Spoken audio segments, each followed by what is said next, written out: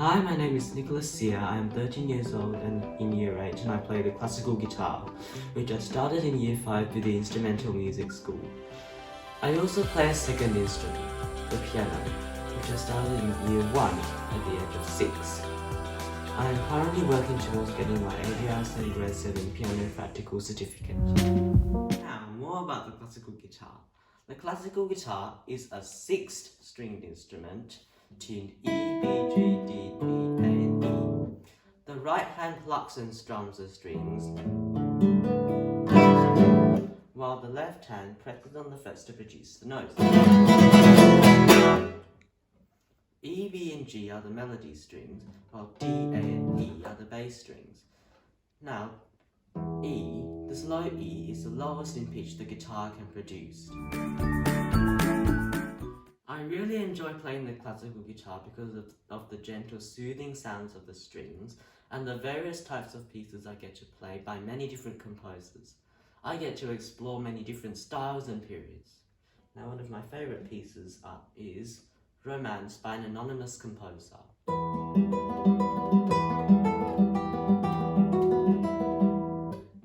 And another one of my favourites, Maria Luisa by Julio Sagreras.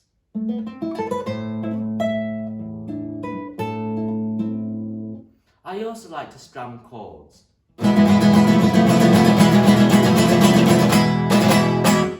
But my grandmother says it's too noisy for her. Now, there are a few challenges involved in playing guitar. The first one is tuning. Every time before I practice, I must tune my guitar up. Tuning by ear is a challenge which I'm learning to do, but however, I have a micro tuner to help me with my tuning.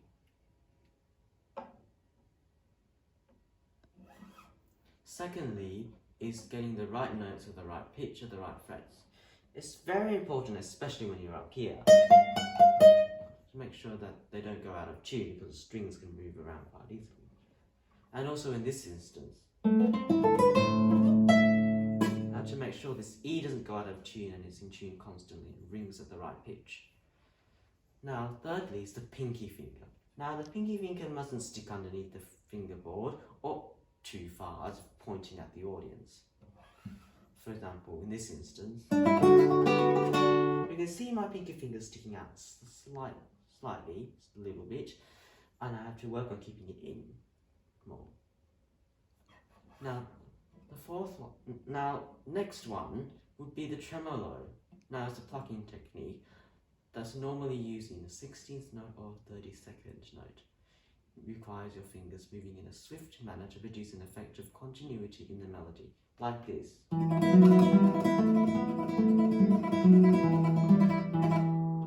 Though it's not perfect, it sounds something like this though, but I have to work on perfecting that. Now, the next one is my nails. My right hand nails have to be of an appropriate length, not too long and not too short, in order to produce a good sound when plucking or strumming. Whereas my left hand, however, must be completely short, nothing jutting out at all. If there's anything jutting out, it will interfere with my pressing on the strings. And the last challenge is carrying my guitar around. It's really heavy to lug around. You can see my big case.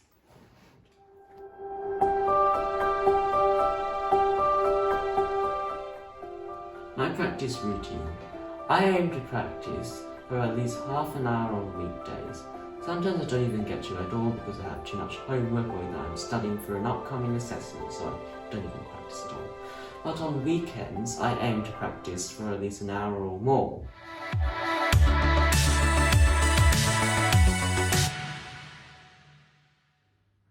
The piece I will perform for you is called Almain by Robert Johnson. Robert Johnson was the son of a lutenist and a highly regarded musician in both the courts of Prince Henry and King James. This piece was originally written for the Renaissance lute. I got it from the AMEB Grade 6 classical guitar book. I have been learning it since mid-January. I shall perform a guitar version.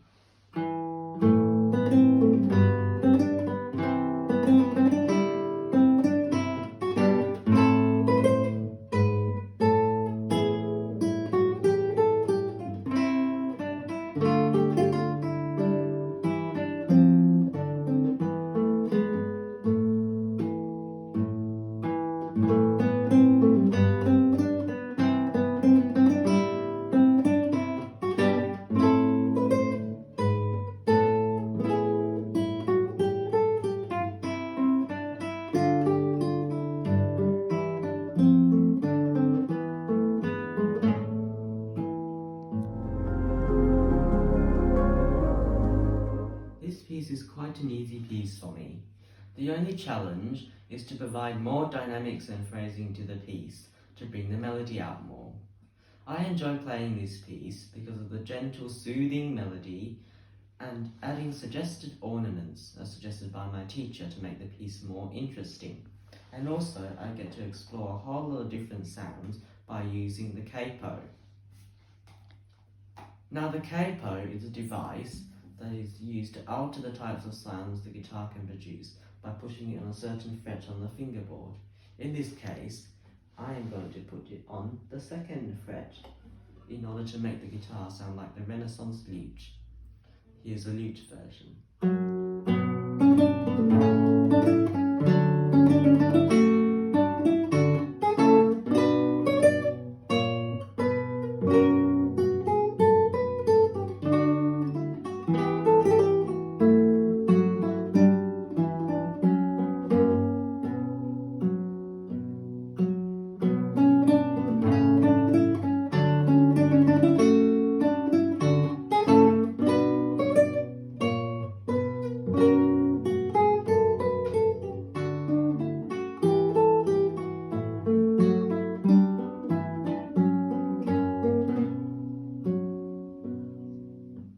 Now, let's say if I move it up to the 5th fret. Listen to what it sounds like now.